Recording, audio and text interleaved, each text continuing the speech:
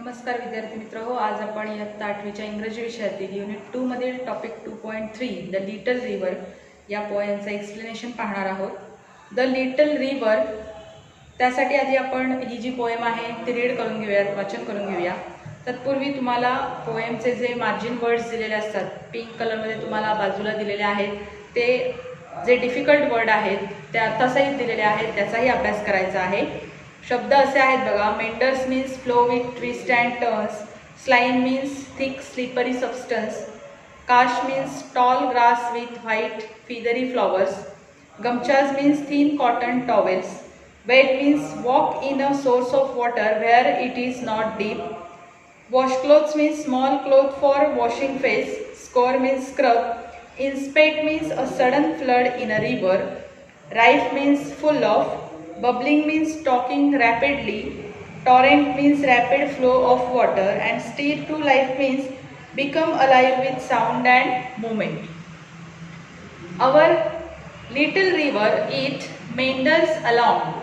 In summer the water is only knee-deep, and cows and carts can cross it with ease. For the banks, though high, are not too steep.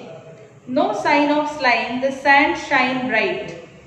On one shore, Kash fields blossom white. Chirping mynas through that sight, the jackal's howl is heard there at night. Across lie groves of mango and palm, the village priests dwell in their cool shade. Girls and boys bath close to the bank, splashing with their gumchas as they went. At dusk and dawn, once their bath is done, they dip washcloths to trap small fish. To their household tasks the wives return, having used river sand to score each dish. In Ashad clouds gather, the waters rise, the rivers in spade, the current grows strong. The air is rife with bubbling sounds as the muddy torrent swirls along. The woods ashore stir to life again, and our village wakens to celebrate the rain. The poem is written by Rabindranath Tagore. The poet name is Rabindranath Tagore. The Little River या कवितेमध्ये नदीची वर्णनात्मक स्तुती केलेली आहे, जी आपल्याला या कवितेमध्ये पाहायला मिळणार आहे. द लिटल रिव्हर याचा अर्थ असा होतो की छोटीशी नदी. Our little river it meanders along. आमची जी छोटीशी नदी आहे ती नेहमीच वळण घेत वाहत असते. नदी बघा तुम्हाला एकाच रेषेमध्ये जाताना दिसत नाही. नदीचा प्रवाह हा वळणांचा असतो आणि तशाच प्रकारची ही नदी आहे. In summer the water is only नी डीप. उन्हाळ्यामध्ये या नदीमध्ये पाणी केवढं असतं? ढोपरा एवढंच असतं. And काऊज and carts can cross it with easy. कारण काय होतंय? काऊज अँड कार्ट्स म्हणजे तिथे असणाऱ्या ज्या गायी असतील त्या गायी किंवा अन्य कोणी प्राणी असतील तर त्या अगदी सहजपणे ती नदी पार करत असत. For the banks though high are not too steep. आणि त्यामुळे नदी पलीकडे जाणं कोणत्याही प्रकारचं जिकिरीचं काम नव्हतं. समर म्हणजे उन्हाळ्यामध्ये नदीला फारच कमी पाणी असल्यामुळे अगदी सहजपणे नदी पार करता येऊ शकत असे. No sign of slime, the sand shine bright. No sign of slime म्हणजे तिथे घसरण्याची कोणतीही भीती नव्हती.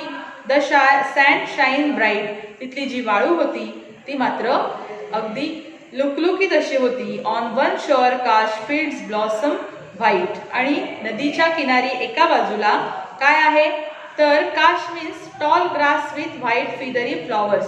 ज्या झाडाला पांढऱ्या रंगाची पिसांप्रमाणे फुलं येतात अशा प्रकारच्या झाडांची तिथे गर्दी असलेली पाहायला मिळते आणि त्याचा खूप छान असा वास पण येतो.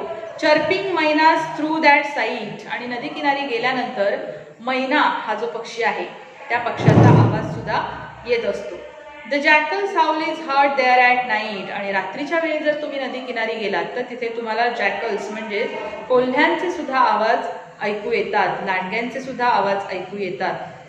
Across lie groves of mango and palm, the village priest dwell in their cool shade.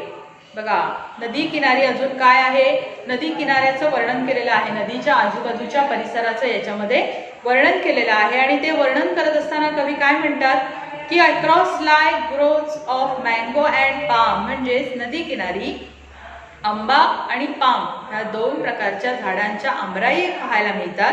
The village priest dwell in their cool shade, आणि गावचा जो पुजारी आहे तो पुजारी तिथे आपल्याला त्या झाडांखाली कधी कधी आराम करताना दिसून येतो, विश्रांती घेताना दिसून येतो.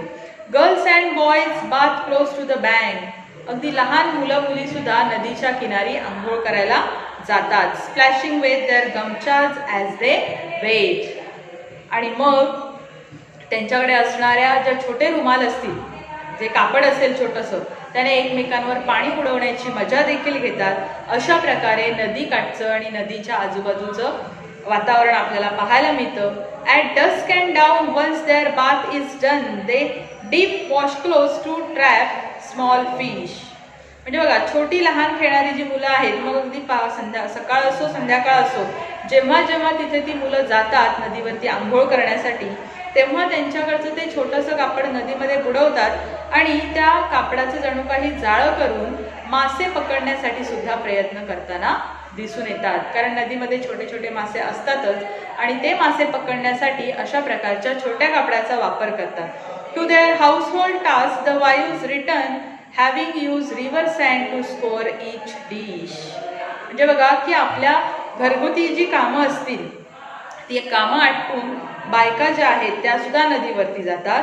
Having use river sand to scour each dish, म्हणजेच भांडी घासण्यासाठी बायका कुठे जात आहेत, तर नदीवर जात आहेत आणि तिथल्या त्या वाळूचा वापर करून भांडी घासताना आपल्याला दिसून येतात. In Ashadh clouds gather the waters rise, Ashadh महिन्यामध्ये आकाशात ढग जमा होतात, भरपूर पाऊस पडतो आणि पाण्याची पातळी वाढते, त्यामुळे नदीचं पाणी जोराने वाहू लागतं.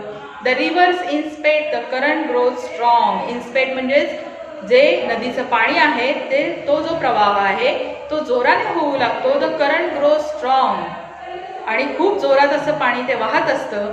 The air is rife with bubbling sounds, नदी किनारी तुम्ही गेल्यानंतर जो वारा सुटलेला असतो त्या वाऱ्याला सुद्धा एक प्रकारचा आवाज असतो. As the muddy torrents whirl along, आणि मग तिथे पाण्याचे सुद्धा भोवरे तयार होतात. The woods on shore stir to life again, the woods on shore म्हणजे नदी किनारी असणारी जी झाडं असतील किंवा लाकडाचे ओंडके असतील, स्टीर टू लाईफ अगेन. मग आषाढ महिन्यातील या पावसामुळे किंवा पावसाळ्याचे दिवस सुरू झाल्यानंतर नदी किनारची जी वेगवेगळी झाडं असतील ती आपल्याला उगवून आलेली पाहायला मिळतात. And our village wakens to celebrate the rain, आणि मग आपल्या गावातले जे गावकरी आहेत ते पुन्हा एकदा आपल्या गावातील नदी जी आहे ती पावसामुळे भरभरून वाहू लागते याचा आनंद व्यक्त करत असतात. म्हणजेच या कवितेमध्ये आपल्याला छोट्याशा नदीचं वर्णन केलेलं पाहायला मिळतं की उन्हाळा असेल तर त्या उन्हाळ्यामध्ये नदीकाठची परिस्थिती कशी असते, नदीवरती कोणकोणत्या प्रकारच्या गोष्टी केल्या जातात किंवा नदीच्या आजूबाजूच्या गोष्टी ज्या आहेत त्या कशा पद्धतीच्या आहेत. उन्हाळ्यामध्ये त्या वेगळ्या असतात आणि पावसाळ्यामध्ये तुम्ही गेलात तर पावसाळ्यामध्ये सुद्धा या वेगळ्या प्रकारच्या गोष्टी आपल्याला पाहायला मिळतात. अशा प्रकारे या छोट्याशा नदीचं वर्णन केलेलं आहे. तर द लिटल रिव्हर या कवितेमधून कवी रवींद्रनाथ टागोर यांनी वेगवेगळ्या प्रकारचं वर्णन, नदी कशा प्रकारची असते याचं वर्णन आपल्याला केलेलं पाहायला मिळतं. आजचा हा व्हिडिओ इथेच थांबवते. व्हिडिओ आवडला असल्यास लाईक करा, शेअर करा आणि चॅनल सबस्क्राईब करायला विसरू नका. धन्यवाद.